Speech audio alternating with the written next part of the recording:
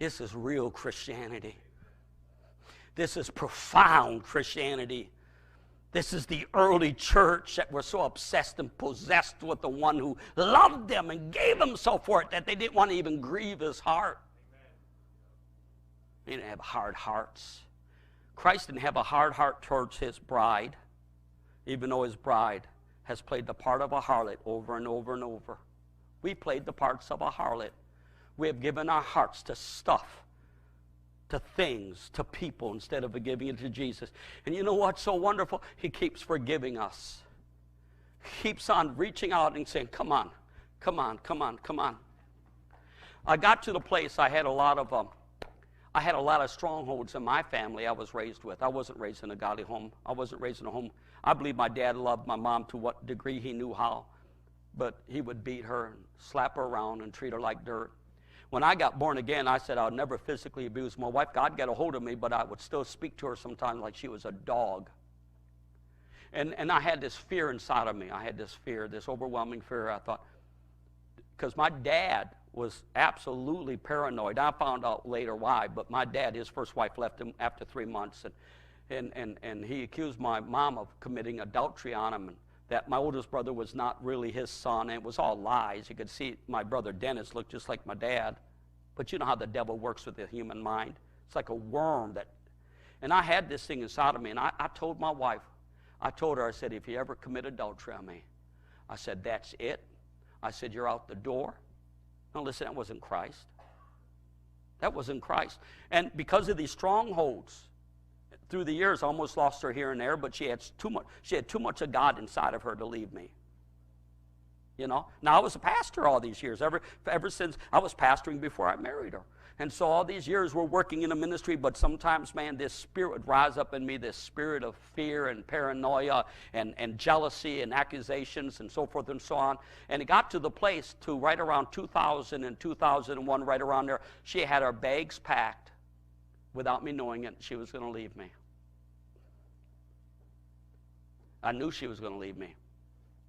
And I was in prayer one day, probably in the sanctuary, and I heard, to me, it was like the audible voice of God. He said, if you do not leave her alone, you will lose her. Now, I knew God gave her to me.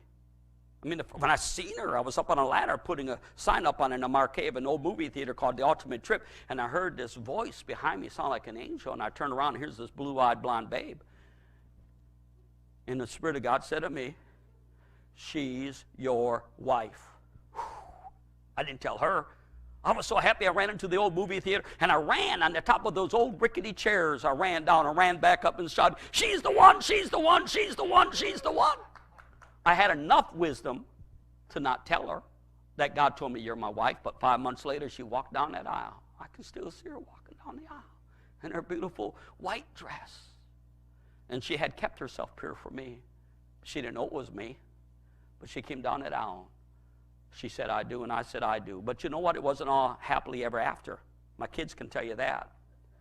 But back in 2000, about 2001, the Lord spoke to me and said, you're going to lose her. I started weeping and wailing. I said, God, I don't want to lose her. I don't want to lose her. You gave her to me, God. I don't want to lose her.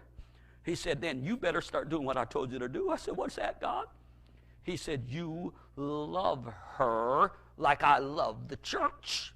You stop preaching at her, stop quoting scriptures at her, stop trying to control her, and if she does commit adultery, forgive her. That's what he told me. So I went home weeping and wailing and crying like a big baby, and I wrapped my arms around her and I said, baby, please forgive me. I'm so sorry. The way I've treated you, but you did this to me. It doesn't matter what she did to me.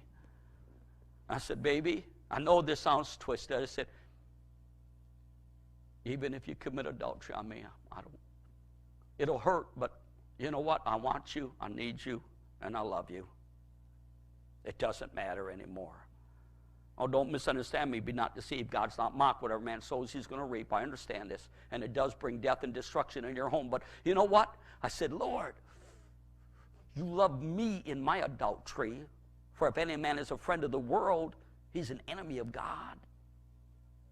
It says, you adulterers and adulteresses. How many times have we been an enemy of God? But doesn't he forgive you? Aren't you glad he forgives you?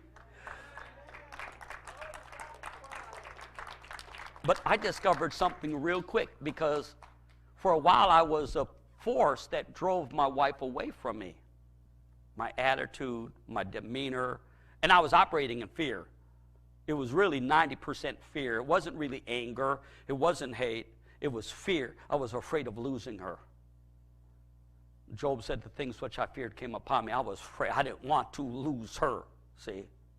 She's the best thing that God had ever done in my life besides being born again. I didn't want to lose her, and I was driven with fear, night and day torment. Fear has torment. And finally, it just broke. I said, okay, God, she's yours anyways. He said to me, she's my woman. She ain't yours. I gave to her as a gift. I used to tell her before I had a revelation that in heaven she's free. I told her, I said, when you get to heaven, I'm going to basically hound you wherever you go. It's like, no, you ain't. We ain't going to be married in heaven. Isn't that strange? But you know what? When I began to love her the way that Christ told me to, I became a magnet to her.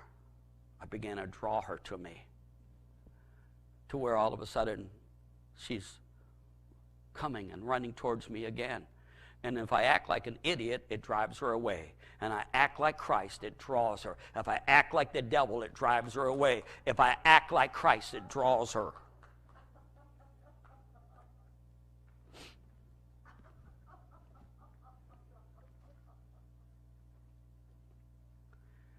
God is coming back for a bride without spot or blemish or wrinkle or any such thing.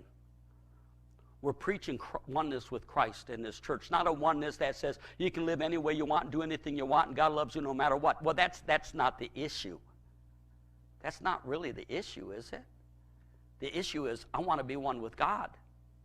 I'm not trying to use God or get from God or manipulate God or control God. I want to be one with him in his nature, in his care. I want to be just like Jesus. How about you? Well, give the Lord a hand clap and a shout. Come on.